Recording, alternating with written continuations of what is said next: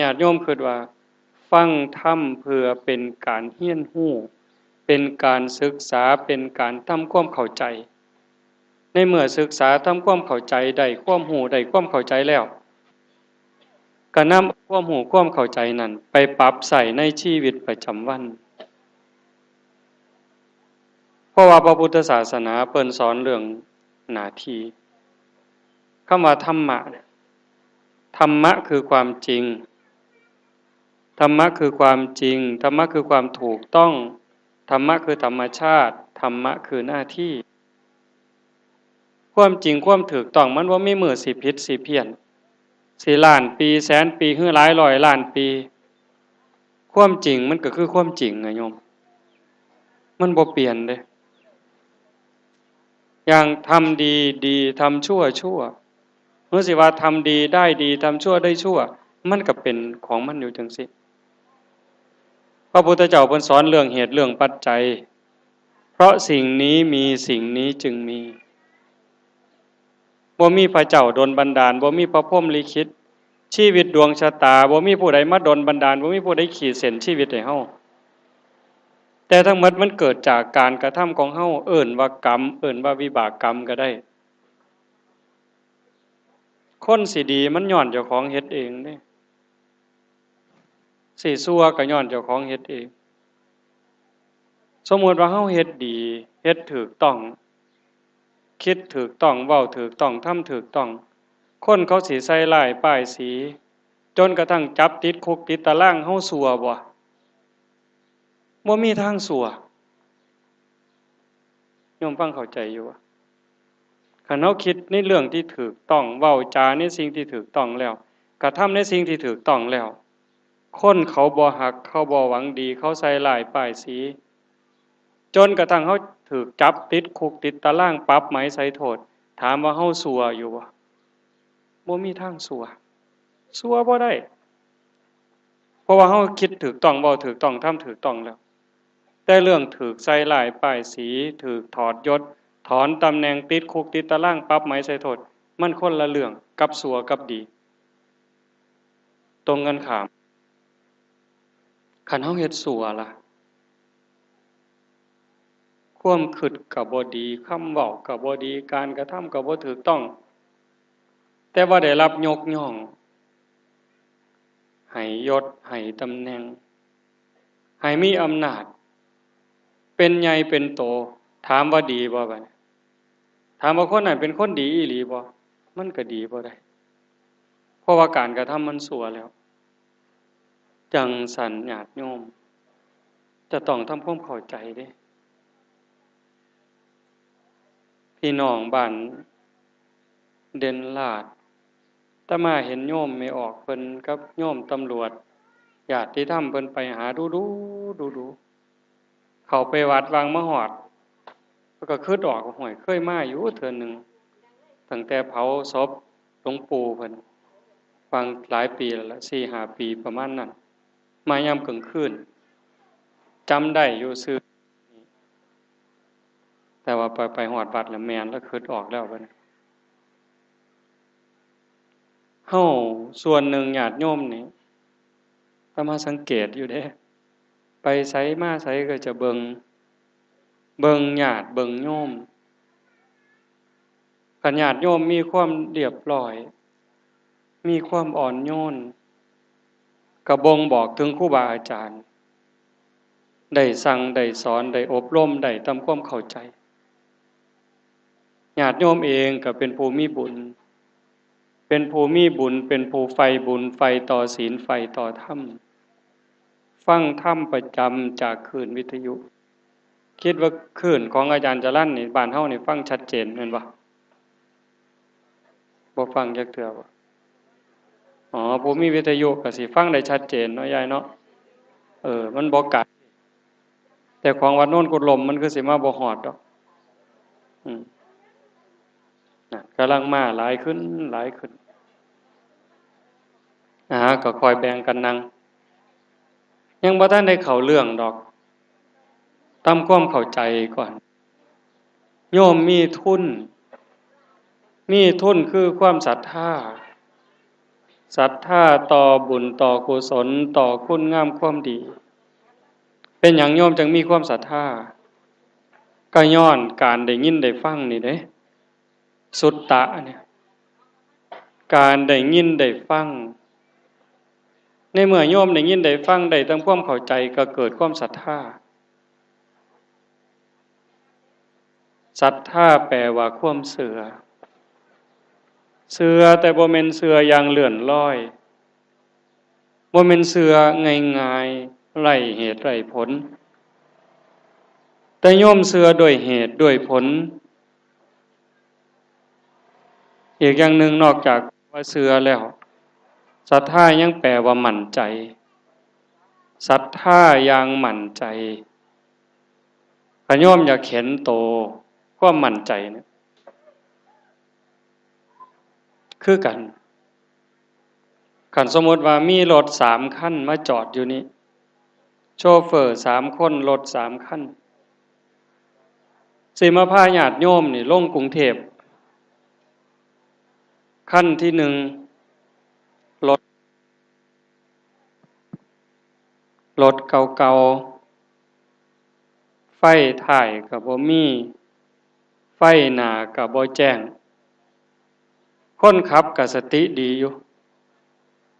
ตัดสินใจดีแต่ว่ารถเก่าๆไฟบ่แจ้งยางก็สิเก่าๆคันที่1เด้คันที่2รถใหม่ป้ายแดงแต่ว่าคนขับตาบอดสีเมาเหล้าอีกต่างหากคันที่3รถคันใหม่คนขับใจเย็นตัดสินใจแม่นยำบ่กินเหล้านอนพักผ่อนเต็มที่โยมสิขึ้นคันใดสิไปกรุงเทพนี่ผู้ใดสิขี่คันที่1ยกมือ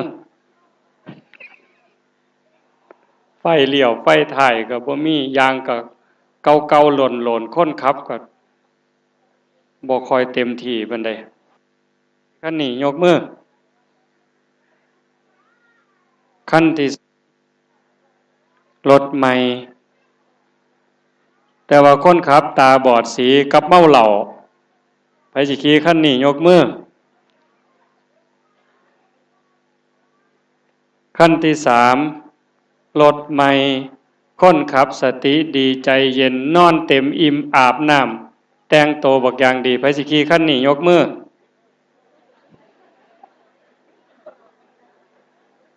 เป็นหยังจังขี่คันนี้คิดว่าปลอดภัยมั่นใจนี่คือศรัทธาแม่ออกยกมือว่างั้นคือศรัทธาในรถคันที่3ศรัทธาในโชเฟอร์ขับคันที่3เฮ็ดบุญมื้อนี้คือกันโยมศรัทธาในคำสอนพระพุทธเจ้าอย่างน้อยๆขันโลกียะเชื่อว่าบาปมีบุญมีชาติหน้าชาติก่อนนรกสวรรค์มีเฮ็ดดีก็ย่อมดีจริงเฮ็ดชั่วก็ย่อมชั่วจริงผู้ใดเฮ็ดอันใดได้อันนั้นหว่านพืชอันใดก็ได้ผลอันนั้นจังท่านญาติโยมก็จังพากันมาร่วมบุญร่วมทานกันด้วยความตั้งใจจากบ้านไกลอันใดก็แล้วแต่อาตมาสิเว้ายากจักหน่อยเพราะอาตมาขิวไหมอาตมาอย่างอาตมาป่วยอยู่เดี๋ยวนี้มันจังไดดอก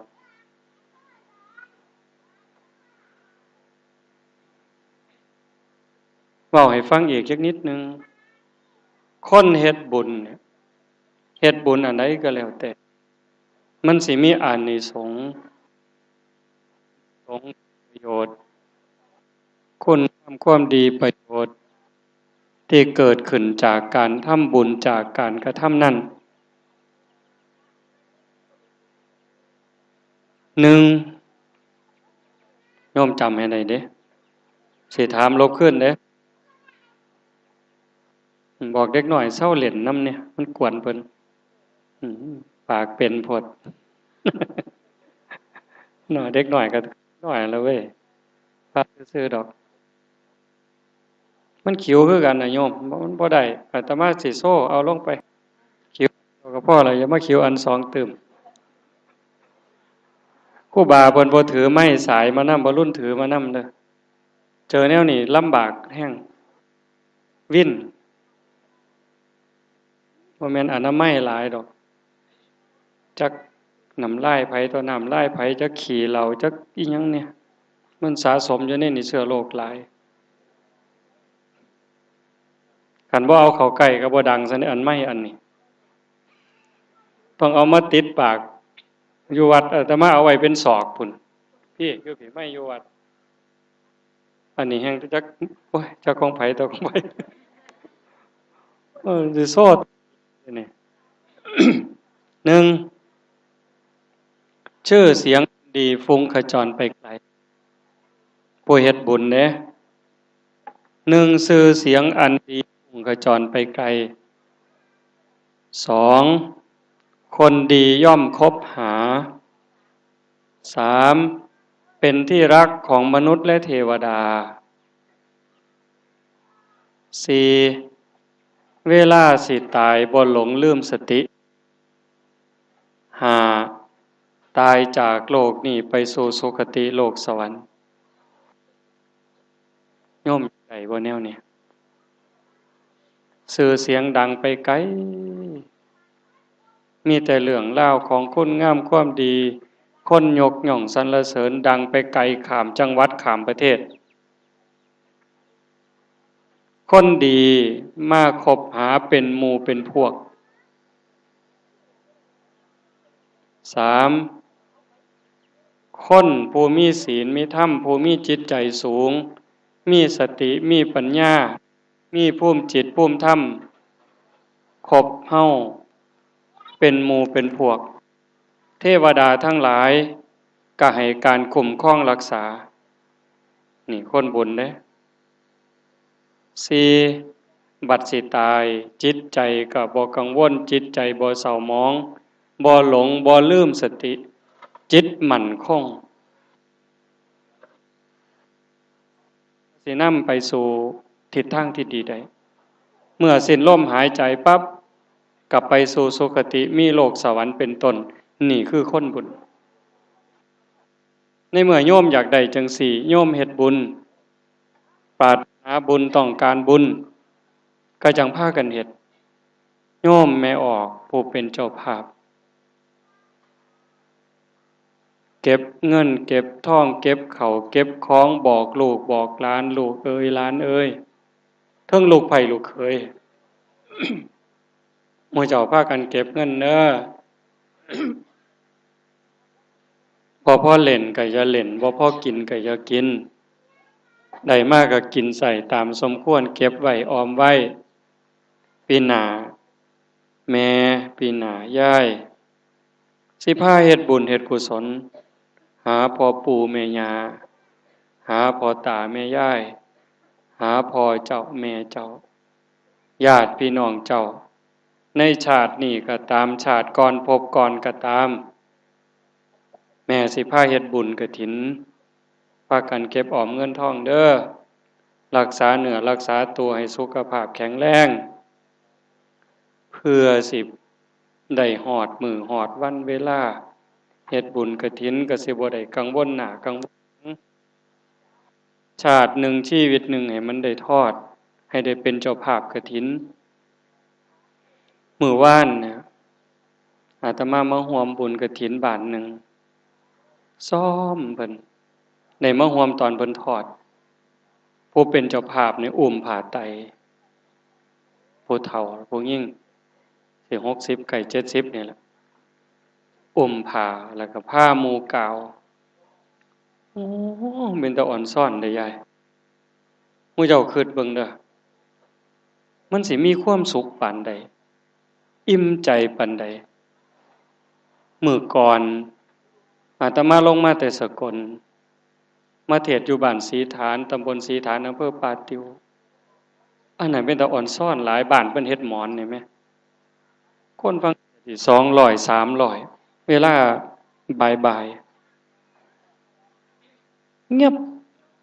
มิดเลยป่านบ่มีคนคือเฮาพวกอยู่ในเต็นท์ตั้งแต่เพิ่นจัดอาสงฆ์เนี่ยโอ้อาตมาว่าใช้เวลา3มื้อ4มื้อพุ่นเด้อผูกผ้ากีบผ้าบักงามนั่นคือสถานที่เพิ่นให้อันนี้ก็บ่ได้ว่ามันจำเป็นหรือบ่จำเป็นแต่นั่นเห็นว่าเพิ่นเฮ็ดได้สถานที่มันเหมาะสมกีบผ้าบักอย่างดียาวอาดลาดคันพระนั่งเรียงกันเป็นองค์นี่ห้วย30-40พุ่นเด้กว้างขวางใหญ่โตเพิ่นมีเงินนำเพิ่นมีเงินนำยามมื้อแลงเพิ่นจ้างนักร้องมนต์แคนแก่นคูนตั้งเวทีเขาก็เงียบๆงึดแต่หม้องคนฟังน่ะเพิ่นเฮ็ดเต้นสีขาวๆจังซี่เฮ็ดใส่กล่องประมาณ5หลังใหญ่ประมาณจังซี่ล่ะ5หลัง6หลังแล้วก็เต้นน้อยยามเป็นบุญเป็นงานน่ะเหลียวเบิ่งขามันประมาณจักสิ3ขาพุ่นล่ะบ่แม่น3หลัง4 32เบิ่งไปประมาณนั้น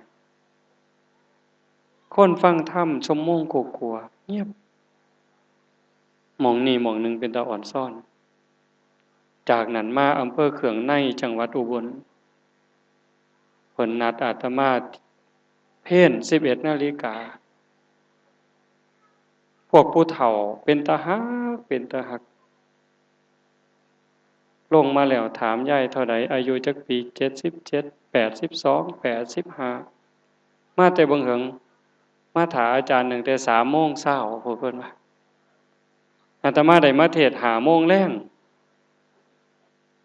ท่าแต่3 โมงเช้าบอกอาตมาถามพากันเมื่อบ่แล้วนอนอยู่นี่แหล้วนอนท่าอยู่นี่ให้คนไปบอกเพิ่นโอ้ยอาจารย์ไปบ่ทันเด้อมันไปบ่ฮอดเพิ่นก็เลยว่าบ่เป็นหยังอาจารย์มายามใดก็ยามนั้นล่ะเพิ่นว่าผู้เฒ่าบ่ไปไสเลยอันนั้นก็ตั้งแต่ผู้เฒ่าอาตมาว่า40 50ออกจากนั้นมาย่างซุ่มน้อยก็บักคักพ่อใหญ่อยู่บ้านแดงหมอเขืองในเฮ็ดกฐินกองหนึ่งอัฐะกองหนึ่งบัดว่าเขืองในเอามาย่างซุ่มนี่เฮ็ดกฐิน2 กองแจกให้เจ้าของเฮ็ดบุญกฐินเพื่อแจกข้าวให้เจ้าของให้เด้เจ้าภาพปลื้มใจหลายอยู่ยโสบ้านสีฐานก็ให้ฟังเทศน์ไปนำเช็ดน้ำตาไปพร้อมอยู่ย่างซุ่มให้คือกันลูกสาวเพิ่นให้เป็นคู่ปลื้มใจภูมิใจกับเจ้าของในชีวิตได้เฮ็ดบุญใหญ่คิดเบิ่งคักๆเป็นตาอ่อนซ่อนนี่โยมที่เว้าให้ฟังนี่บ่แม่นเว้าเล่นเด้คิดเบิ่งคักๆชีวิตเฮาก็สิได้เกิดมาเป็นคนพระพุทธองค์เพิ่นบอกว่าเฮาทุกคนเคยตกนรกมาเคยเป็นเปรตเคยเกิดเป็นอสุรกายเคยเกิดเป็นสัตว์เดรัจฉานเกิดเป็นเทวดาก็เคยมาเป็นพรหมก็เคยเกิดเป็นคนก็ต้องเคยเป็นคนทุกข์คนยากคนลำบากลำบนพิการขอทานเป็นคนร่ำคนรวยเป็นพระราชามหากษัตริย์ก็เคยแต่ว่าชีวิตในการเกิดมาเป็นคนนี่มันหักยากกว่าสิได้เกิดเป็นคนนี่ยากอย่างโยมฟังเทศน์ดูๆบ่อยๆเนี่ยเพิ่นว่าเต่าตาบอดนั่นล่ะผู้ใดเคยได้ฟังเนี่ยถ้ามาสิบ่เราตื่มดอกตาบอด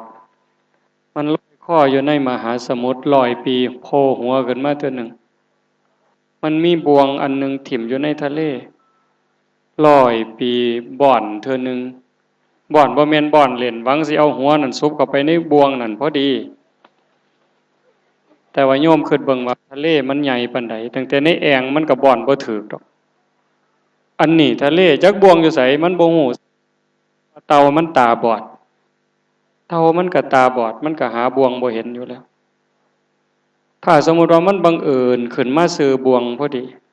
น้ำทะเลมันบนนิ่งคือน้ำโอ่งในแอ่งเด้น้ำทะเลมันขึ้นตั้งเตือตอนบ่อนขึ้นมาอาจสิ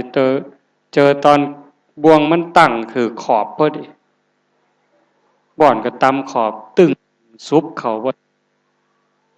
ถึงแม้นว่ามันสิยากปานนั้นพระพุทธเจ้าเพิ่นก็ยังว่าโอกาสที่เต่าตาบอด100 ปีบ่อนเทื่อนึงเอาหัวซุบเข้าในบ่วงนั่นพอดีมันยังง่ายกว่าคนเฮาง่ายกว่าคนเฮาที่ตายลงไปชาติหนึ่งภพหนึ่งแล้วสิเกิดมาเป็นคนในชาติติดต่อกันนั่นเป็นไปได้ยากกว่าตาบอดสิเอาหัวซุบไม่นี่คือสิแม่นทานหมดแล้วบ่จัก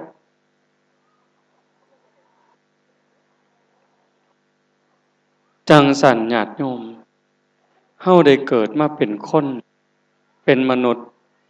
ได้พบพระพุทธศาสนาเกิดในผืนแผ่นดินไทยใต้ร่มที่สมภารของพระบาทสมเด็จพระเจ้าอยู่หัวพระเจ้าแผ่นดินผู้ทรงศีลทรงธรรมเกิดที่บ้านที่มีวัดมีครูบาอาจารย์เอิ้นเข้าหาศีลเอิ้นเข้าหาธรรมโยมเบิ่งดิเบิ่งบุญเจ้าของเด้คันเฮาเกิดอยู่บ้านจังหนึ่งเนี่ยโยมสิบ่เป็นจังซี่สิบ่ได้มีโอกาสสร้างบุญจังซี่คันว่าเป็นบุญกฐินปั๊บก็สิขูกันหาเหล้ามาสู่กันกินขาหมูขางัวจ้างหนังจ้างหมอลำแพงๆคันแนวนั้นคนอาจสิหลายกว่านี้เอาเหล้ามาตั้งไว้จักรถ10 ล้อหนึงเบียร์อีกจักรถพ่วงว่ามาพาไปนี่จัก20หมดตัวนี้ขาตัวนั้นรถคันแนวนั้นคนหลายกว่านี้ยามมื้อแลงก็จ้างหมอลำพุ่นปฐมบันเทิงศิลป์พุ่นรัตนศิลป์พุ่น2 คณะก็ได้คนมันสิเบิ่นมาหมดอำเภอพนมไพรหนองฮีรัตนบุรีพุ่นบ่โพ้นทราย ปีกายไปร่วมงานหนึ่ง3 มื้อมื้อกอตองจ้างหมอลำครูมื้อฮ้อข้าวต้มมวยสอดแจ้งมื้อโฮมคือมื้อนี้จ้างหมอลำคณะรัตนศิลป์300,000 กว่าคนน่ะปานบุญปานงานกษัตริย์อันนั้นก็เฮ็ดด้วยศรัทธาแต่ว่าบ่มีปัญญากำกับบ่มีครูบาอาจารย์แนะนำพร่ำสอนบ่มีครูบาอาจารย์เอิ้นเข้าหาหลักศีลหลักธรรมแม่ก็ตั้งใจอยากเอาบุญอยากเฮ็ดบุญอยากมีบุญแต่ว่าลงทุนด้วยบาปเป็นจังได๋บัดนี้หว่านข้าวหว่านข้าวลงนาแต่ว่าอยากได้ต้นบักม่วงหว่านบักแตงแต่ว่าอยากให้มันออกหน่วยมาเป็นบักทั่วมันก็บ้าอย่างเดียวโทษก็บ่ได้โทษโยมก็บ่ได้โทษครูบาก็บ่ได้บุญบ่หลายบุญบ่หลายบ่ได้เกิดในบ้านที่มีครูบาอาจารย์บอกแนะนำบ่มีพี่มีน้องที่มีศีลมีธรรมบ่มีกัลยาณมิตรก็เห็นของหายเป็นดีมีค่าเห็นดานดาวดงกวางว่าแปลนเห็นกงจักเป็นดอกบัวเห็นสัวเป็นดีใส่เวลาบ่น้อยๆได้เก็บเงินเก็บทองบักอย่างหลายคือกันเตรียมเหือเตรียมแห้งบอกลูกบอกหลานไว้ข้ามปีคือกันแต่ว่าบุญบ่หลายคือเฮามีครูบาอาจารย์คอยบอกคอยแนะคอยนำคอยชักคอยจูง พ่อใหญ่แม่ใหญ่เฮาเองก็เป็นผู้ใฝ่ต่อศีลต่อธรรมใฝ่ต่อการประพฤติปฏิบัตินี่คือคนสิได้ประโยชน์โอ้โยมบ่ได้เว้าเรื่องกฐินก็ได้เด้เนี่ยเว้าตั้งแต่เรื่องหมู่เจ้ามีบุญนี่มันก็เป็นตาอ่อนซ่อนเจ้าของเด้คิดอีหลีเด้อย่าเชื่ออย่าเชื่ออาตมาอย่าคอยตามบ่แม่นอาตมาสิมาคอยล้างสมองหมู่เจ้าบ่แม่นคิดดีๆเฮาเกิดมาเป็นคนนี่มันสั้นนิดเดียวแป๊บเดียวชีวิตมนุษย์ผู้บางคนมักฆ่าสัตว์แต่ชีวิตบาปกรรมมันตามท่านตายถึงแต่อยู่ในท้องพุ่นเข็มเล่มเดียวก็บ่ทันรักผู้ใดเด้น่ะ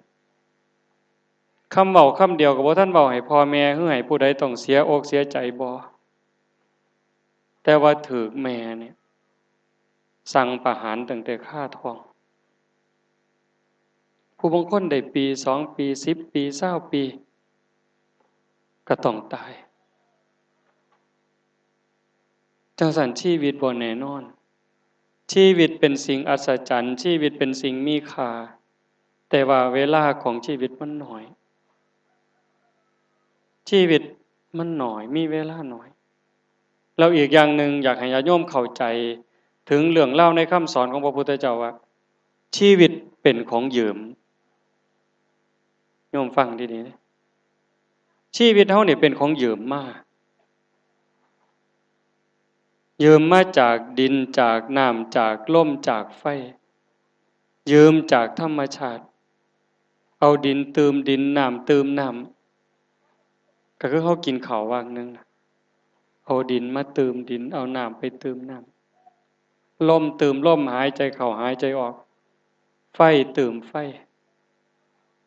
โยมเคยไปยืมเสียมเขาบ่เคยยืมเสียมเคยยืมมีดยืมบักจกยืมขาดบ่มันบ่แม่นของเฮาเด้สมมุติว่าเฮายืมบักจกว่าสิมาขุดดินบนนี้ยืมมาไว้แล้วแต่บ่ทันได้ขุด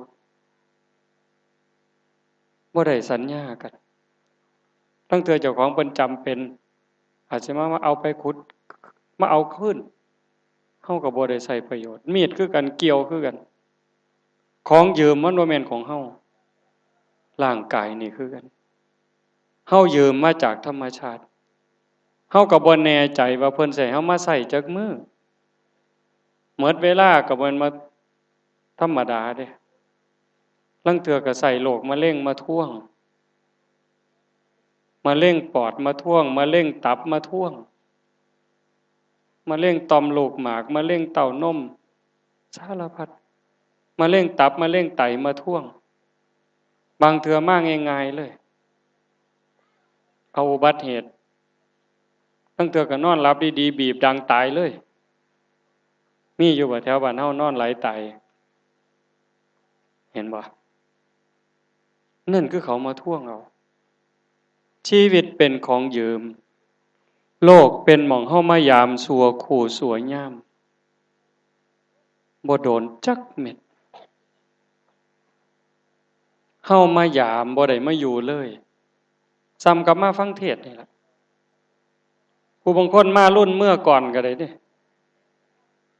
ผู้บางคนมาก่อนก็อยู่โดนเลิกแล้วก็ยังอยู่เก็บข้าวเก็บของบ่ฟ้าวไปไสก็คือกับผู้เกิดมาแล้วอยู่ยืนอยู่โดนนี่ล่ะผู้ลางคนจักฝ่าวไปยังมาคราวเดียวก็ตายนี่คือความเป็นจริงของชีวิตไม่ออกเขาออกขันแม่นว่าตายแล้วมันแล้วตายแล้วมันจบแต่มาว่ามันก็บ่แม่นเรื่องสิต้องลำบากอีหยังดอกสมมุติว่าตายแล้วก็แล้วไปนี่นะตายแล้วก็แล้วไปเลยอันนี้ก็บ่เป็นเรื่องที่น่าคิดบ่ลำบากใจอีหยังแต่ด้วยความเป็นจริงมันบ่ได้จบตายแล้วมันบ่แล้วคันตราบใดในใจของเฮาเนี่ยยังหักเป็นยังสร้างเป็นดีใจเป็นเสียใจเป็นอิจฉาริษยา อาฆาตพยาบาทจองเวรมีรักโกรธเกลียดกลัวฮักก็มีโกรธก็มีเกลียดก็มีสั่งก็มีย่านก็มีโยมมีบ่บอกว่าแต่เป็นเศร้าหมดล่ะว่าแต่เป็นบ่มีแล้วขันบ่มีโลภโกรธหลงรักโกรธเกลียดกลัวอิจฉาริษยาน้อยเนื้อต่ำใจอาฆาตพยาบาทจองเวรอิจฉาริษยานี่ก็สำบายใจมันบ่เกิดแต่ขันธ์สิ่งเหล่านี้ยังมีอยู่ยังมีความอยากอยู่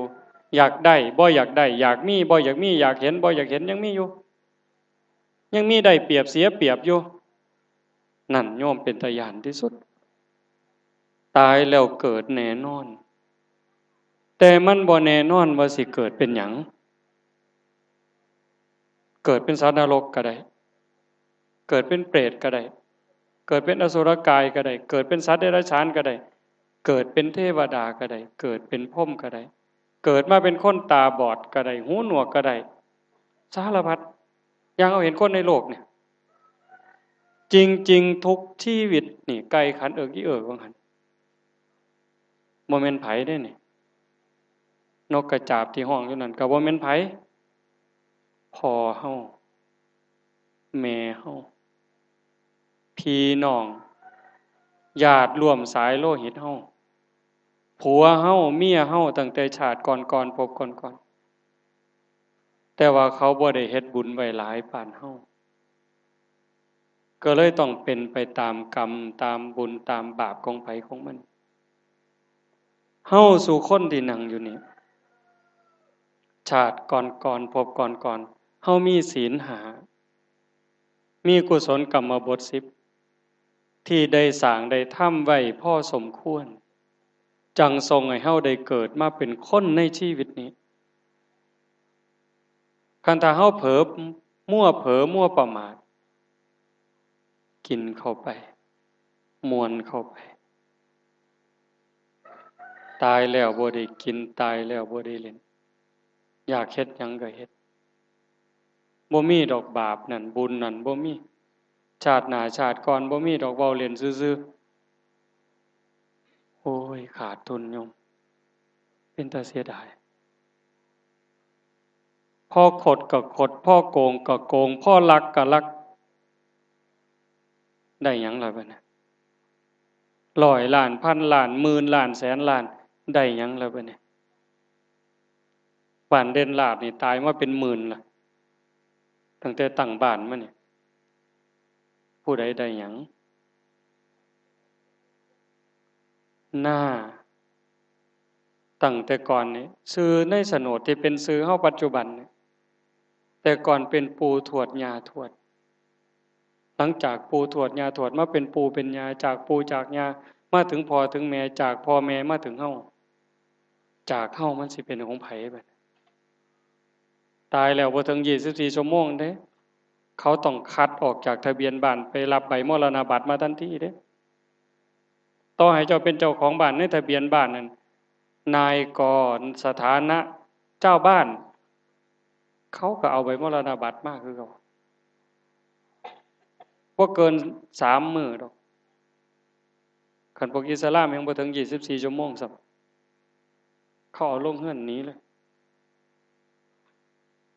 เหลือไว้แต่กระดูกลูกผู้ซ้ำหนึ่งก็จะไว้กำแพงวัดปีหนึ่งมายามเธอหนึ่งย่ามบุญเขาสากเมื่อขันไปยามดูอีกย่ามหนึ่งก็ย่ามมีหมอลำอยู่วัดเมาเหล่าไปเงียวใส่เป็นตะเงิดบ่เจ้าตบผ่าขี่วี่เผาอ้อมป้อนเขาป้อนน้ำสูบขี้มูกเซ็ดขี่เซ็ดเงียวมา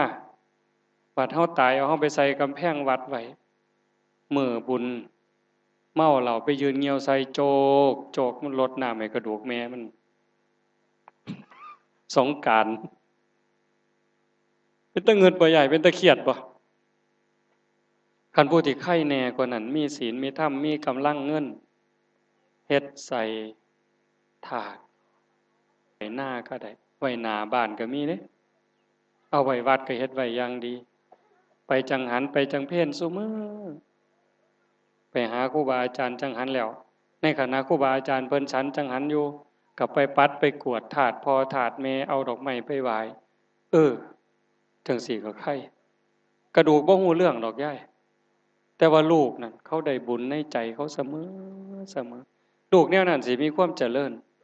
หาบ่พอใดก็ได้บ่พอมีก็มีบุญเนี่ย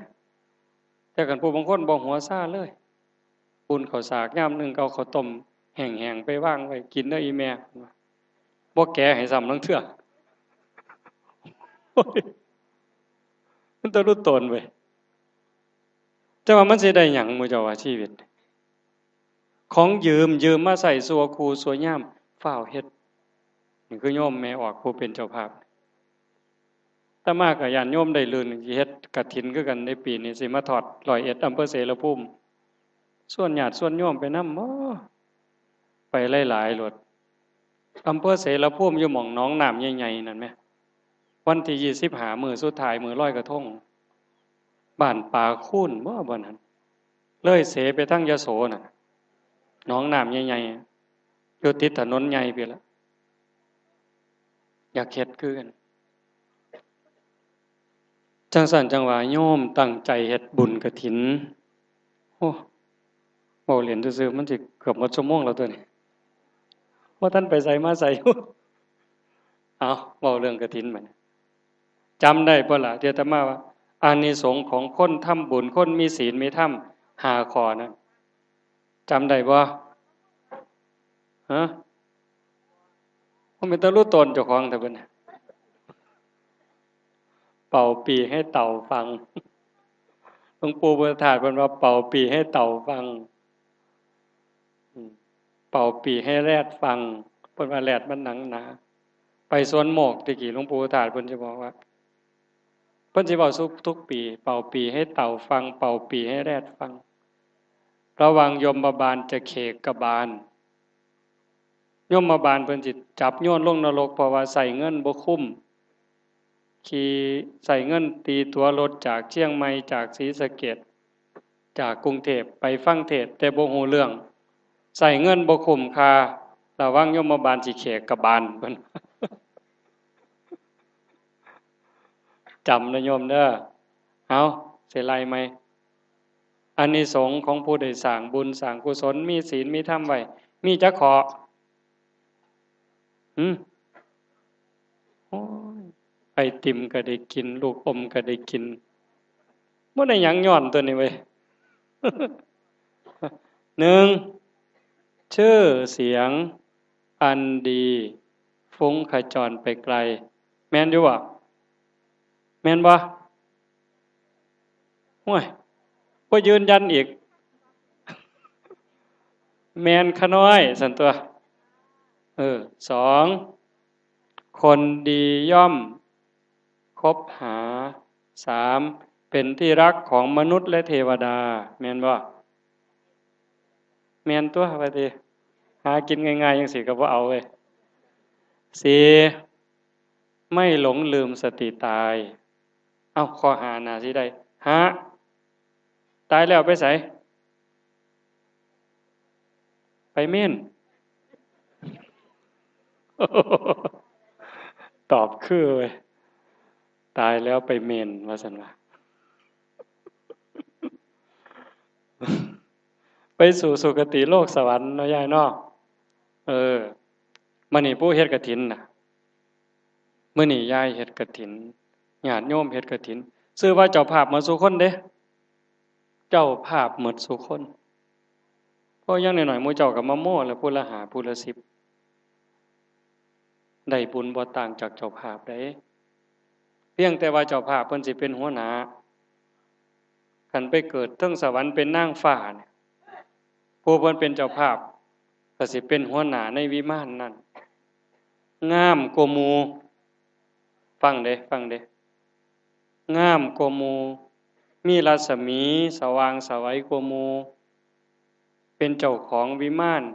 หมู่เจ้ากลายเป็นบริวารคอยฟ้อนคอยร่ำร้องเพลงให้เพิ่นฟังไปเก็บดอกไม้มาให้เพิ่นไหว้พระโอ้ก็ยังดีอยู่เด้เนาะ ดีกว่าไปเป็นหัวหน้าอยู่นรกอยู่ได้เป็นบริวารจากเขาอยากเป็นหัวหน้าเฮาก็หาเฮ็ดไปเป็นเจ้าภาพนำเพิ่นเฮาทอดกฐินมันเป็นบุญใหญ่คือปู่ย่าตายายเพิ่นสอนเพราะเฮาเตรียมการเตรียมตัวโดนใส่วัสดุอุปกรณ์หลายจริงๆก็บ่หลายหรอกเรื่องกฐินเป็นเรื่องของพระบ่ไม่เกี่ยวกับโยมจักหน่อยแต่ว่าโยมฉลาดโยมอยากได้บุญก็เลยอาสาเฮ็ดอาสาทำแล้วก็บ่ต้องใส่หยังหลายซ้ำผ้าซ้ำว่า1 2ว่ามันก็เป็นกฐินแล้วโยมพระพุทธเจ้าเพิ่นว่าผ้าเก่าก็เป็นได้ผ้าใหม่ก็ได้ผ้ากลางเก่ากลางใหม่ก็ได้ผ้าบางสกุลไปญาติมาจากศพก็ได้ฉีกมาจากกองขยะอยากเยื่อก็ได้โยมเอาไปถิ่มเนี่ยผ้าบางสกุลแปลว่าผ้าเปื้อนฝุ่นโยมอาจสิออกลูกใส่เปื้อนเลือดก็ได้ผ้าห่อศพเปื้อนน้ำเลือดน้ำหนองน้ำเหลืองผีก็ได้เอามาถวายพระเป็นผ้ากฐินได้หมดเว้าแต่หลายๆปีว่าสมมุติว่าโยมพ่อใหญ่ไปเลี้ยงงัวอยู่ทงพุ่นมีผ้าขาวม้ามัดแอวใส่ห่อข้าวผูกงัวไว้นอนเล่นอยู่เถียงนอนหลับหูเมื่อขึ้นยามบ่ายๆนี่โอ้ยามนี่เป็นยามกฐินตัวเป็นจีวรการเป็นฤดูการทอดกฐินห่วยไปทอดกฐินก่อนนะลุกขึ้นเอาผ้าขาวม้าเจ้าของนั่นไปตบน้ำให้หน้าเป๊ะๆซักยองออกตากแดดแห้งปั๊บพับได้ย่างเข้าวัดตีของมุงมุงมุงมุงมุงมุงครูบาอาจารย์ออกมาจากกุฏิเฮ็ดหยังล่ะพ่อออกโอ้ยข้าน้อยว่าอยากทอดกฐินครูบาอาจารย์นิมนต์รับกฐินข้าน้อยแหน่ครูบามาโฮมปั๊บพ่อใหญ่ก็อิมังพันเตรถเอาผ้าขาวม้านั่นละถวายพระปึ๊บเป็นกฐินน่ะเด้นั่นว่าแต่เฮ็ดสบงได้ผืนหนึ่งเนี่ยแต่ว่าผ้านั่นเป็นผ้าของโยมเองบ่ได้ลักบ่ได้จี้บ่ได้ปล้นของไผมาเก่าก็ได้ใหม่ก็ได้กลางเก่ากลางใหม่ก็ได้ซ้ำนั่นก็เป็นกฐินแล้วโยมบ่ยากจักเม็ดเลยเด้แต่บัดนี้โยมเฮ็ดได้บัดเตรียมเวลาเป็นปีเตรียมข้าวเตรียมของบักพร้าวก็มีตั้งหม่องบักมดสุบักบักแตงบักหมากบักพร้าวบักกล้วยบักอ้อยแม่นหมดดอกไม้ดอกตอกกล้วยนี่ทั้งต้นน้อยต้นใหญ่กาไปปลูกเลยพุ่นแล้วทอดกฐินปั๊บฝังอ้อมวัดฮอดปีหน้ามาได้กินเลยแล้วปานนั้นเด้จังสั่นการสิเฮ็ดบุญเฮ็ดกุศลเนี่ยมันต้องอาศัยการได้ยินการได้ฟังการได้ทำความเข้าใจเจ้าภาพเพิ่นนิมนต์อาตมาเว้าในตอนบ่ายตอนแลงได้ยินว่าอาจารย์จรัญสิมาอีกนั่นบ่ยายนั่นฟังเอาคักๆเด้ฟังสอดแจ้งเลยโอ้ผู้เทศสิบ่ตายวะตายก็ว่าบ่เป็นแล้วเนาะยายเนาะอยากเทศสอดแจ้งก็ตายซะติซั่นเนาะ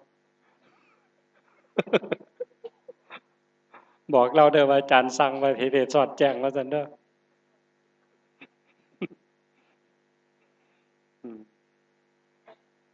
พระพุทธเจ้าเพิ่นบอกว่า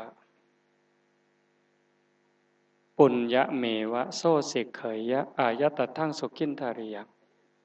ทานันจะสัมมจาริยันจะเมตตาจิตตัญจะภาวะเยเอเตธัมเมภวยิตตวาตโยสุขังสมุทัยเยอภยาปัจฉังสุขังโลกังบันดิโตอุปปัชชติ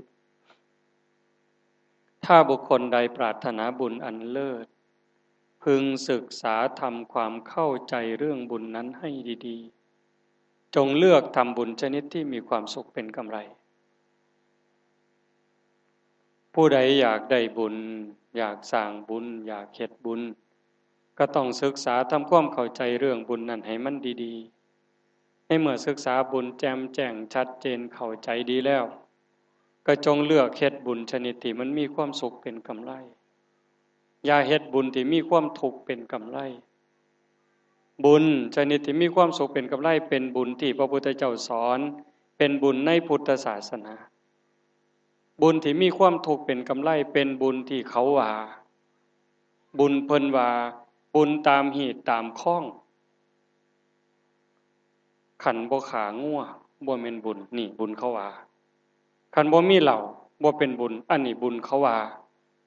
ขันบ่มีหนังบ่มีหมอลำบ่เป็นบุญอันนี้บุญเขาว่าบุญที่ให้มีหน้าน้องด้วยน้ำตาลงทุนด้วยบาปแล้วสิเอากำไรเป็นบุญมันได้จังไดมันเป็นไปบ่ได้จังต้องศึกษาทำความเข้าใจก็คือโยมเพิ่นพาหมู่เฮาเฮ็ดในมื้อนี้ทอดกฐินมันหลายเรื่องเด้อยายคันแจกแจงกันอยู่อีก5ชั่วโมงก็บ่ทันได้ไปไสเด้ผู้เว้านี่พอเว้าอยู่แต่ผู้หิวข้าวติล่ะเนาะซาครูบายังสันเพศมาบ่หันเนี่ยเว้าเสยอยู่บัดสิว่าผู้ขาแล้วมันหิวแล้วเด้นี่ฟังไปนำจมไปนำจักสิได้บุญได้บาปแล้วบ่ฮู้แล้วบ่ให้บาปแล้วเนาะยายเนาะจักหน่อยก็เศร้าดอกเฮาทอดกฐินเพราะว่ามันสิได้ให้พระเพิ่นได้อานิสงส์นำในท่านหาท่านของบัณฑิต1น่ะเพิ่นว่าคันเอาให้ท่านโดยศรัทธาคือหยังว่าหั่นคือขี่รถคันที่1ที่2 3มั่นใจไปขี่คันที่1นี่เจ้าจิฮอดวิทย์บ้านห้องฮี่บ่เนาะยางกระโหลนไฟสายไฟขวาไฟเลี้ยวไฟเบรกก็บ่มีคนขับก็บ่ซ้ำเท่านี่ไปบ่รอดแท้เจ้าแต่เฮาคือขั้นที่3รถใหม่ป้ายแดงคนขับสติดีสายตาดีใจเย็นสุขุมนอนหลับเต็มอิ่มอาบน้ำเราจังพาเฮาขี่รถนี่มั่นใจกว่าเฮาเฮ็ดบุญกฐินเฮ็ดบุญหยังก็ตามเด้ออันนึงเพิ่นว่า1ศรัทธาเฮ็ดด้วยศรัทธาเฮ็ดด้วยความเคารพเฮ็ดด้วยตามการตามเวลาเฮ็ดด้วยจิตฝังอนุเคราะห์เฮ็ดด้วยการบ่เบียดเบียนอานิสงส์เกิดมันงดงามทั้งหมดร่ำรวยสวยงามลูกเต้าสามีภรรยาบริวารลูกหลานเป็นคนดีหมดยามตกทุกข์ได้ยากลำบากลำบนมีคนซอยเหลือทันการทันเวลาได้ใส่ได้สอยแต่ของดีของมั่นคงของมีคุณภาพทรัพย์สมบัติที่เกิดที่มีก็โจรลักบ่ได้ไฟบ่ไหม้ลมบ่พัดอันนั้นคือทานของบัณฑิตมื้อนี้เฮาก็เฮ็ดแบบนั้นแต่เว้าถึงอานิสงส์กฐินที่เฮาทอดเฮ็ดให้พระเพิ่นบ่เป็นโทษทางพระวินัยบ่ผิดศีลบ่เป็นอาบัติครูบาอาจารย์ก็สำบายใจการประพฤติปฏิบัติก็เจริญรุ่งเรืองก้าวหน้า1เวลาเฮาทอดกฐินแล้วปั๊บพระเพิ่นสิออกจากวัดว่าไปโดยบ่บอกลาก็ได้แต่ว่าโดยความเป็นจริงก็ต้องบอกเพราะว่าอยู่นำกันอันนั้นสมัยก่อนมันรีบเร่งมันฝ่าวฟังแต่ปัจจุบันบ่ได้ยากหยังผ้าก็บ่ได้ไปหาโยมเอามาส่งเอามาถวายพร้อมอันตั้งแต่ก่อนต้องฝ่าวไปหาผ้าหาแพร่เฮ็ดนั่นเฮ็ดนี่หาคังย้อมหาสีมาย้อมหาฟืนหาตองก็อาจจะบ่ต้องบอกกันไปโดยไม่ต้องบอกลา2เอาผ้าไปบ่ครบสำหรับก็ได้3เก็บผ้าไว้ได้ตามต้องการ4ฉันคณะใดเป็นผ้าเป็นทีมเป็นกลุ่มออกซื้ออาหารได้สันจอกหลอกแจกแหลกได้มื้อละ4รอบ5รอบ10รอบก็ได้แต่ว่าอย่าเลยเที่ยงหาลาภสักการะที่เกิดผ้าต่างๆที่เกิดในกองกฐินของที่เกิดเนี่ยเป็นของพระภิกษุที่จำพรรษายังวัดบ้านเด่นลาดตำบลเด่นลาดอำเภอหนองฮีจังหวัดเกิน100ของเฮาเนี่ยเท่านั้น สมเด็จสังฆราชมาร่วมงานมื้ออื่นเพิ่นก็บ่สามารถสิใช้อำนาจว่าตัวนี้ผมสิเอาเด้ออันนี้ผมสิเอาเด้อ บ่ได้เป็นของพระที่ในวัดเฮานี่สิได้ก่อนสิให้รูปอื่นวัดอื่นก็แล้วแต่เพิ่นสิแบ่งบ่แบ่งก็บ่ผิดนี่คือพระเพิ่นได้หาอย่าง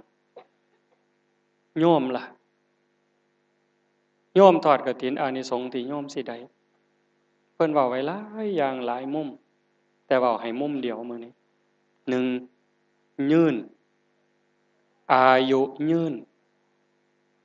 คนทอดกฐินด้วยความศรัทธาด้วยความเคารพถือการถือสมัยด้วยจิตหวังอนุเคราะห์ด้วยการบ่เบียดเบียนนี่สิอายุยืนบ่แม่นยืนแต่ตัวเลขซื่อๆเด้ผู้บางคนอยากยืนทุกคนก็อยากยืนนั่นล่ะอยากยืนแต่บ่อยากเฒ่ามันก็จักสิเป็นไปได้จังใดน้อยใหญ่ก็คือห่วยว่าหมอลำมันก็บ่ปวงปานเฮาเด้เฮานี่ปวงกว่าหมอลำอยากยืนแต่บ่อยากเฒ่าแต่ว่าคันคนเฮ็ดบุญนี่เฮ็ดด้วยความเข้าใจมันยืนแบบบ่เฒ่าแต่ตัวเลขแต่ว่าสุขภาพมันดีทุกอย่างดีหมดผมยืนคือผมบ่โลนคันผู้ชายนี่มันสิโลนทั้งหน้าผาก ผมโลนทั้งหน้าผากบ่ว่าหัวล้านเด้ว่าหัวล้านมันสิเครียดว่าผมโลนทั้งหน้าผากอันนี้คือผมยืนบ่ขาว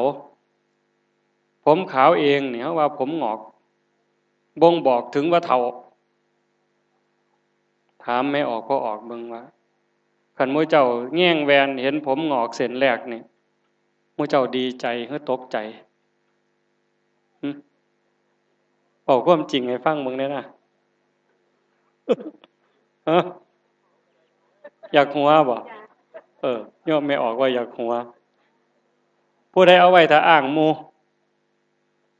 ผู้ใดไว้ถ้าอ้างหมู่ยกมือผู้ใดเฝ้าลกยกมือนั่นผมมันบ่ยืนคันผมยืนมันก็บ่ขาวง่ายดำในผู้บางคนฮอด70ผมยังบ่หอกในบางคนแต่ผู้บางคน20ปีนี่ขาวหมดหัวล่ะเพิ่นหาว่าแตนตอดเพิ่นเด้ตอดมันขาวย้อนตอดเพิ่นที่แต่มันเฒ่าคนแม่นบ่ยายแต่อยากหัวบ่คนมันสลาดไปโพด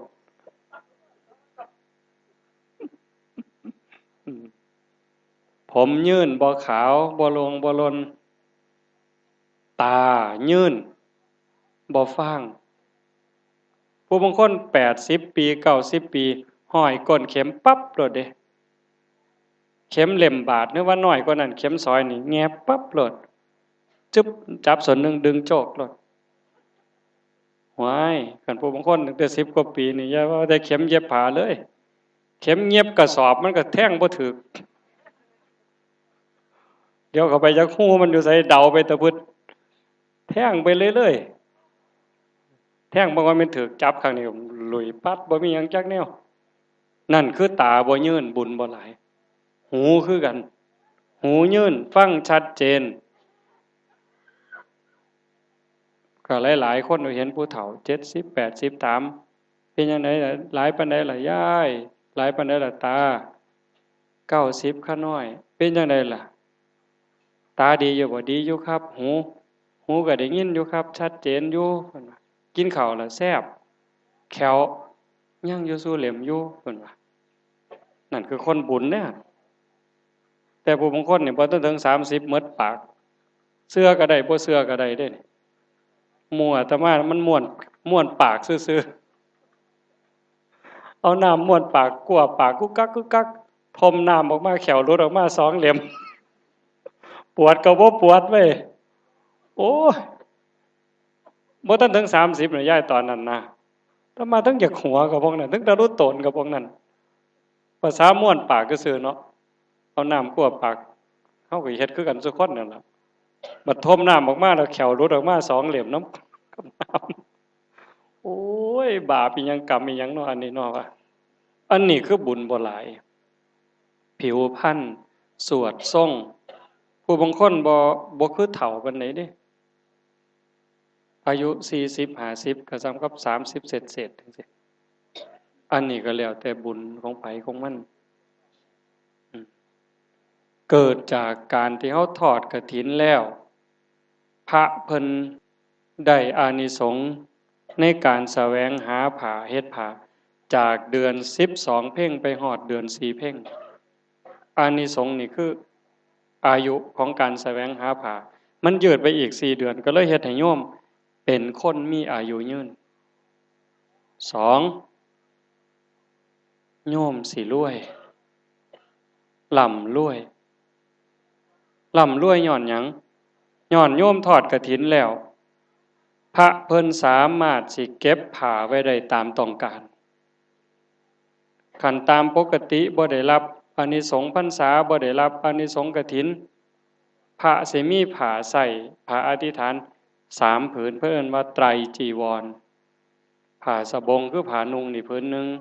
ผ้าจีวรคือผ้าห่มนี่ผืนหนึงผ้าสังฆาผ้าเปียนผ้าทาบผ้าเพชรผ้าห่มก็ได้ตัวเพิ่นผาดบาน่ะอันนี้คือผ้าไตรแต่ว่าเพิ่นก็มีโตะใส่เสริมมากก็เป็นผ้าประคตแอวผ้าอังสะมีผ้าอาบน้ำฝนเติมเข้ามาอีกผ้าปูนอนอันหนึ่งแต่ว่าที่อธิษฐานต้องอยู่กับเนื้อกับตัวน่ะ3ผ้าไตรจีวรผ้าสบงผ้าจีวรผ้าสังฆาติแต่คันมีเกินนั่นผืนใดผืนหนึ่งเอามาใส่มาขอบข้องถึง10มื้อ10ราตรี10คืนคันบ่ได้สละให้สามเณรหรือพระภิกษุรูปใดรูปหนึ่งหรือบ่ได้สละให้สงฆ์ขอบข้องไปถือเป็นกรรมสิทธิ์เจ้าของเกินคืนที่10ไปต้องอาบัตินิสสกิยปาจิตตีเป็นโทษทางพระวินัยต้องสละคันบ่สละเป็นโทษเป็นบาปพุ่นเด้แต่พอได้รับกฐินแล้วปั๊บอย่าว่าแต่ผืนที่4เลยผืนที่ล้านเก็บไว้เป็นโกดังก็บ่บาปบ่ผิดนี่คืออานิสงส์ที่โยมถวายกฐินแล้วพระเพิ่นสามารถเก็บผ้าไว้ได้ตามต้องการก็เลยทรงให้โยมเป็นคนร่ำคนรวยเป็นคนห่างต่างมี3โยมมีทรัพย์สินสมบัติแล้วไฟกับไหม้ของโยมบ่ได้ลมกับพัดของโยมบ่ได้โจรกับปล้นบ่ได้พระเจ้าแผ่นดินพระราชาสิมายึดเขาเป็นของหลวงกับบ่ได้เพราะว่าบุญรักษาไว้ตัวนี้มาจากขอที่โยมถวายกฐินแล้วพระสามารถออกจากวัดจากว่าไปไสโดยบ่ต้องเอาผ้าไปครบ3ผืนก็ได้ขอวังหันว่ามีเกิน3ผิด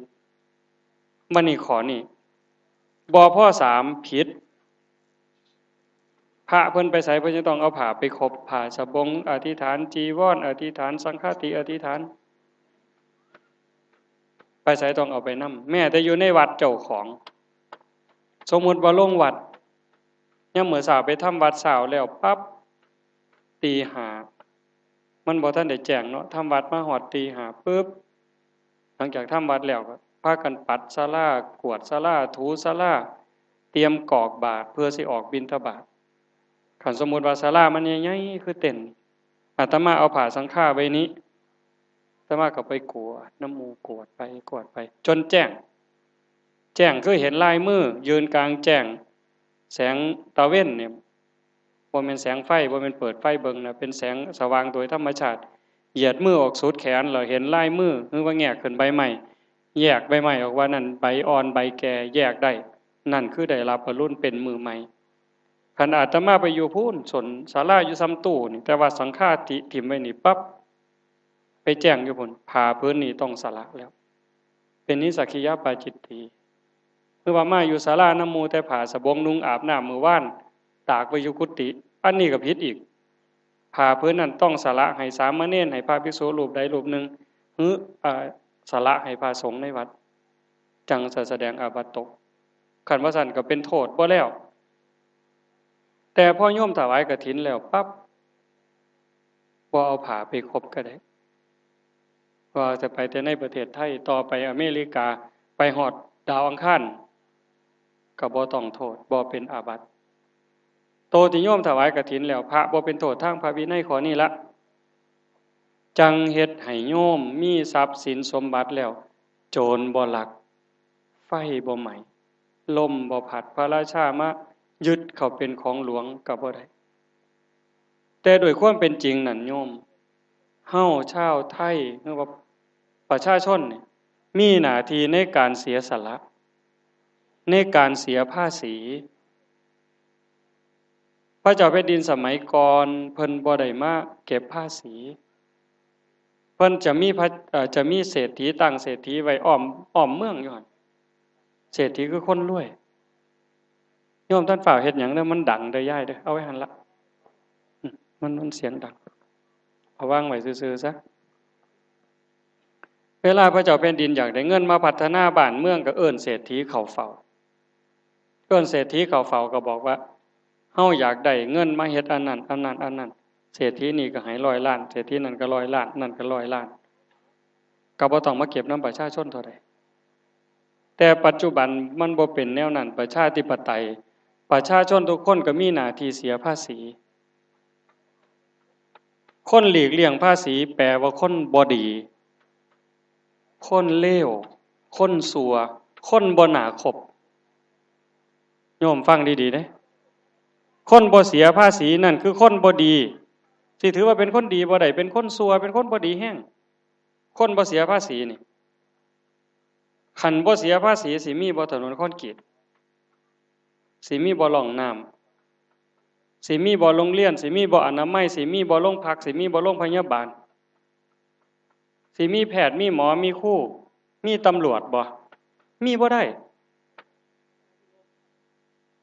ก็เงินภาษีที่เฮาเสียนี่ล่ะค่าให้ค่าหน้าค่าดินค่าดอนโอนรถโอนดินอีหยังก็แล้วแต่ภาษีตรงนั้นมาเป็นค่าตอบแทนหมอตอบแทนครูตอบแทนตำรวจตอบแทนทหารผู้ใหญ่บ้านกำนันอบตได้เงินตรงนั้นมาเฮ็ดถนนหนทางเฮ็ดโรงเรียนเฮ็ดโรงพยาบาลเฮ็ดอนามัยจังซั่นคนบ่เสียภาษีนี่อย่าพากันไปย่องเด้ผู้บางคนบ่แม่น5 บาท10 บาทได้ภาษีเป็นหมื่นหลายหมื่นหลายแสนหลายล้านบ่ยอมเสียนี่คือคนบ่ดีคบบ่ได้บ่หวังดีต่อประเทศชาติบ้านเมืองโยมเห็นแล้วบ่นี่ตัวภาษีนี่บ่แม่นของเล่นเด้มีถนนหนทางมีฝายมีสะพานมีโรงเรียนนั่นคือเงินภาษีมีรายได้ก็ต้องเสียภาษีให้แผ่นดินนี่คือความกตัญญูก็ซ้ำพ่อแม่เลี้ยงลูกใหญ่มาลูกก็ต้องตอบแทนพ่อแม่แบบเดียวกันฮักแผ่นดินเกิดตอบแทนคุณแผ่นดินเกิดก็ต้องได้เสียภาษีนี่ตรงนึงในเมื่อเฮาได้ทอดกฐินปั๊บทรัพย์สมบัติเฮาโจรบ่ลักไฟบ่ไหม้น้ำบ่ท่วมลมบ่พัดพระเจ้าแผ่นดินบ่ยึดเขาเป็นของกลางไปเป็นทรัพย์ของหลวงเพราะว่าบุญคุ้มครองรักษา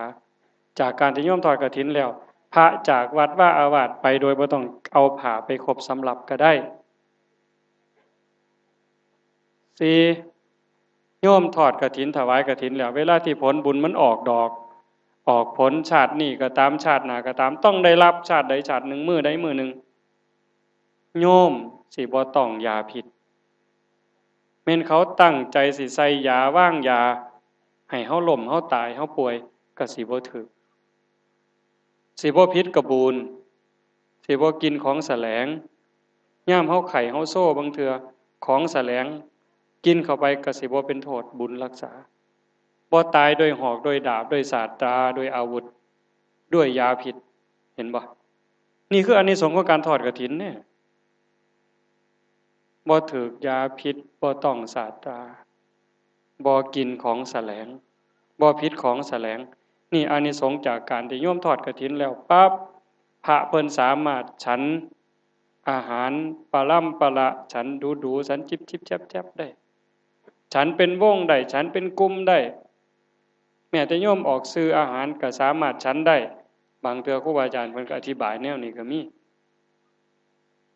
บ่ประโยชน์มันหน่อยๆวันนี้คืออานิสงส์มันได้หลายหาในเมื่อโยมถวายกฐินจังซี่แล้วคันเฮาเกิดชาติใหม่ภพใหม่สิงามกันเป็นผู้หญิงงามคันมันได้เฮ็ดด้วยความละเอียดด้วยความปราณีตศรัทธาหลายบ่เกี่ยวกับเงินกับทองดอกสิน้อยสิหลายอันนั้นเรื่องนึงแต่หมายความว่าศรัทธาหลายความอ่อนน้อมถ่อมตนหลายความเคารพหลายมันงามเกิดเป็นคนงามกันเป็นผู้หญิงนี่งามปานนางวิสาขาบุญเพิ่นหลายแห้งเพิ่นถูกต้องหมดงามกว่ากันบัดนี้เพิ่นเฮานั่งอยู่ในเต็นท์นี่บ่คือกันเด้เรื่องเทื่อผู้เฒ่าอายุ70 80ผิวพรรณใสต้องอ่องเด้บ่คือกันเด้น้องอ้ายกันก็บ่คือกันเด้นั่นบุญไผบุญมันเด้แม่นสิเฮ็ดเวียกตากแดดตางกลางเดิน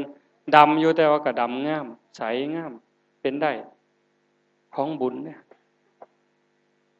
บ่คือกันตาคนแม้แต่คนผู้เดียวตาสองข้างบ่คือกันเด้หูดังสองข้างก็บ่คือกันเด้บ่ต้องว่าเป็นมือเป็นตีนเลยบ่ต้องว่าคนหมดบ้านดอกแต่คนผู้เดียวมันก็บ่คือกันเห็นบ่คันเป็นผู้หญิงสิงามนางวิสาขาเรางามส่ำใดงามหมดตั้งแต่นิ้วมือนิ้วตีนไหวงามสวดทรงงามเนี่ยกระดูกงามเนื้องาม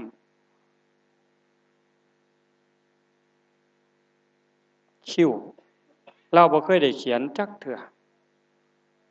คิ้วนางวิสาขาสีเขียวคือข้อนกยูงริมฝีปาก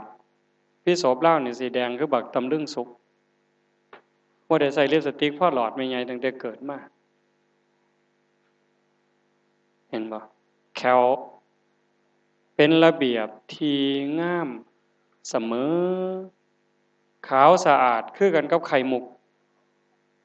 พุ่นเด้กินปากหอมคือกับดอกบัวไหวงามสมไหวผิวพรรณงามเปล่งปลังนั่งอยู่กับลูกกับหลานกับเหลนนางวิสาขา120ปีเหลนอายุ16คน120ปีนั่งอยู่นำกัน200กว่าคนคน120ปีกับคน16ปีนี่เบิ่งบ่ออกพอกันสิฮู้ว่านางวิสาขากับตอนใดบัดตอนลุกจริงๆเรามีกำลังหลายอยู่เพิ่นมีกำลังทอกับสร้าง5โตพุ่นเด้คันสร้างตกมันแล่นทะลึ่งมานี่แล้วมือนิ้ว4นิ้วเดียวนี่ยันหน้าผากล้มทั้งก่อนกี่ทังพุ่นเด้บ่แม่นเว้าเล่นเด้โยมเว้าจังซี่บ่แม่นเรื่องเกินไปเด้อันเฮานั่งอยู่นี่บ่คือกันดอกอาตมานี่คนบ่แข็งแรงนี่เปิดฝาเนี่ยอาตมาเปิดบ่ได้กินนี่นิ้วมือบ่แข็งทั้งเทื่อสิฉันหน้ามึงสิให้พระเขาแก้ให้แต่มาหมุนแล้วมันก็หมุนรวยๆไปนำกันบัดครูบาเพิ่นจับกึบกรอดหลดเนาะนี่คือกำลังบ่เท่ากันน่ะเบิ่งนักยกน้ำหนักผู้บางคนมันน้อยๆนึงยกเหล็กเบิ่งโลดให้พ่อใหญ่ไปยกบางทีบัดหมู่เจ้า2คนก็บ่ต่อเขาผู้เดียวบัดบางเทื่อแห้งๆนึงมันสิยกบ่ขึ้นปั๊บบาทเดียวนี่ของอยู่ในตัวนี่ของไผของมันเนี่ยเว้าคือกันนี่บางคนเว้าแล้วบ่มีคนฟังบ่มีคนเชื่อเว้าถูกอยู่แม่นอยู่แต่เขาบ่ฮู้ซาฟังแต่อีกบอกประเภทนึงบัดนี้ตัวปานใดก็เชื่อบัดนี้หมู่เจ้าเคยถูกตัวมันแห่งตัวแห่งได้เป็นตาเชื่อเว้าอีหลีบ่คือไว้หมอนี่เพิ่นว่าเห็นบ่มันมีส่วนของไผของมันเฮาบ่ได้เกิดชาตินี้ชาติเดียวพอออกไม่ออกล้านชาติก็ยังน้อยยังว่าบุญบาปแต่ละคนเฮ็ดมาบ่คือกันนางวิสาขาเพิ่นงามบัดยามแต่ว่าบัดเวลาลูกอายุหลายแล้วกำลังก็ลดลงเอามือค้ำดินเอาดากขึ้นก่อนตั้งเทื่อก็เซ่ไปหาเสาคือแม่ใหญ่นี่ล่ะไปหาเสาแหน่ไปหาฝาแหน่ค้ำฝาขึ้นยืนขึ้นได้ตั้งไข่อยู่ข้าวนึงเบิ่นแงกหน้าแงกหลังพร้อมโดนเติบจังคอยยางจะ เคยย่างบ่ยายย่างจะเทื่อละก้าวเทื่อละก้าวเอามือคัดหลังพร้อมปุ้นเด้แต่ว่านั้นมาเล่างามผิวพรรณก็คน120ปีซ้ำกับลูกหลานอายุ16 17นี่คือผลบุญที่โยมได้สร้างได้ทำฝากไว้แนวหนึ่งถ้ามาเว้าแล้วเว้าอีกบ่คิดเห็นได้ไปจากหัวคันเฮาเฮ็ดบุญด้วยทั้งเทื่อก็ศรัทธามีแต่ว่าจิตใจมันลังเลบางเทื่อลางเทื่อก็ให้ของบ่ปานนี้ให้ของบ่งามผลใดก็บ่งามปานใดเว้าแล้วก็คือขายหน้าเจ้าของเว้าบ่ให้โยมเป็นคืออาตมาเนี่ยอาตมาเป็นหัวหน้าหมู่เนาะคันอยู่วัดอยู่ว่าก็บ่ปานใดตอนฉันจังหันก็คือฉันของในบาทมันก็แล้วไปแต่คันมื้อใดโยมโดนๆปีละเทื่อ2เทื่อมีจากทั้งอื่นมาเพิ่นขอให้ฉันเพลจังซี่มาจังหันบ่ทันมีตักใส่ถ้วยใส่จานมาต่างหากมื้อนั้นล่ะอาตมาได้หัวควรเจ้าของตลอดคันน้ำปานะจังซี่ใส่แก้วมาเขาก็ใส่แก้วแจกพระหมดคันแก้วก็คือกันเนี่ยอาตมาสิได้แก้วปากบินนี่ก่อนเลยบินบ่หมุนบ่บินแล้วเนาะได้แก้วปากบินไม่ออกตั้งหัวหยังวะนั่งเทื่อก็ลาวของเน้นน้อยยังงามกว่าของอาตมาอีกลางเทื่อตั้งแต่มีเน้นมีหยังไปเทศบางหม่องบางบอนเขาต้อนรับของมาใส่เฮาก็ใส่ของดีอยู่ดอกของดีกว่าของเน้นพุ่นล่ะแต่ว่าแนวใส่มันนั่นบ่งามแก้วปากบินจังซี่คันแม่นถ้วยใส่ของหวานสมมุติว่ามีของหวานถ้วยของหวานลางเทื่อก็ลาวจากก้นมาจนฮอดปลายฮอดปากมันลางเทื่อก็ปากแตกคันบางเทื่อถ้วยงามอีหยังก็ดีหมดแต่ว่าซ่อนโง่ก้านมันหักอาตมาบ่ว่าหยังได้โยมอาตมาคือเห็นบาปบุญเจ้าของบุญเจ้าของเพราะปานนั้นล่าสุดเนี่ยสำนักงานสาธารณสุขจังหวัดศรีสะเกษเพิ่นสินิมนต์ไปฉันจังหันทุกเดือนไปเมิดวัดนั่นล่ะบัดเที่ยวสุดท้ายสิออกพรรษาเพิ่นก็ดีจักหน่อยตักอาหารใส่บาตรมาแล้วเพิ่นก็มีข้าวปุ้นตักข้าวปุ้นใส่ถ้วยมาให้พระอาตมานั่งก่อนหมู่นั่งหัวเนาะเขาก็ตักมาอย่างดีเด้ใส่ถาดมา2 จานก็ค่อยเลี้ยงๆไปเนาะเป็นจังไดบัดถาดของอาตมาบัดนี้ยกถาดขึ้นน้ำแกงข้าวปุ้นไหลโจกออกทั้งลังถ้วยหัวมันเป็นไปได้บ่หมู่เจ้าว่ามันสิเป็นไปได้บ่อันนี้พระครูเด้เนี่ยเป็นอาจารย์ใหญ่เด้เนี่ยเป็นหยังเขาจังบ่เบิ่งให้มันดีเขาก็เฮ็ดดีบักคักเขาก็ตั้งใจบักคักแต่ว่านั่นคือบุญเจ้าของจังซั่นเฮาได้ลูกไผ่ขี้คร้านก็อย่าจมได้ยายได้ลูกเขยขี้คร้านก็อย่าจมได้ลูกเว้ายากก็อย่าจมแต่อดบ่ได้ดอกเนาะมันบ่แม่นเขาอยากเป็นดอกเฮาเนี่ยเฮ็ดบุญบ่ถูกเฮ็ดบุญบ่มีความเคารพเอาของถิ่มทำบุญจังซี่แหมของเจ้าของบ่กินเจ้าของบ่ใช้นี่ทำบุญไปซะเพิ่นว่ามันหกวัดมันเป็นแนวนั้นจังคิดใหม่ให้มันดีๆเฮ็ดด้วยความศรัทธาน้อยก็ตามหลายก็ตามพระพุทธเจ้าเพิ่นบอกว่านัตถิจิตตังปสันนัมหิอปกานามทักขินาเมื่อจิตเลื่อมใสแล้วบุญนั้นจะชื่อว่าน้อยนั้นไม่มีคันมีความศรัทธามีความเลื่อมใสเข้าเม็ดฮักพักเคิงเส้นน้ำหยดเดียวแต่ให้มันเป็นของใดมาโดยความถูกธรรมให้โดยความศรัทธาให้โดยความเคารพบุญมันยิ่งหลายยิ่งมีพลังน้อยก็หลายได้ย้อนศรัทธาจังว่าเฮาเฮ็ดบุญกฐินนี่เฮ็ดด้วยความตั้งใจทานก็มีแล้วศีลก็ได้สมาทานรักษา สำรวมกายวาจาใจให้เป็นปกติแม่ออกพอออกผู้มาทีหลังบ่ได้สมาทานศีลตอนเพลปานาอทินากาเมมุสาสุระกะบ่แม่นเป็นหยังเฮาก็ได้ศีลเท่ากันมีศีลเท่ากันศีลแปลว่าการสำรวมระวังกายวาจาใจให้เป็นปกติตอนนี้โยมปกติหมดบ่มีผู้ใดคิดสิไปฆ่าสัตว์คิดสิไปลักทรัพย์คิดสิไปผิดลูกผิดผัวผิดเมียคนบ่มีผู้ใดคิดสิไปตั๋วไปต้มไปหลอกไปลวงไปยุให้คนผิดกัน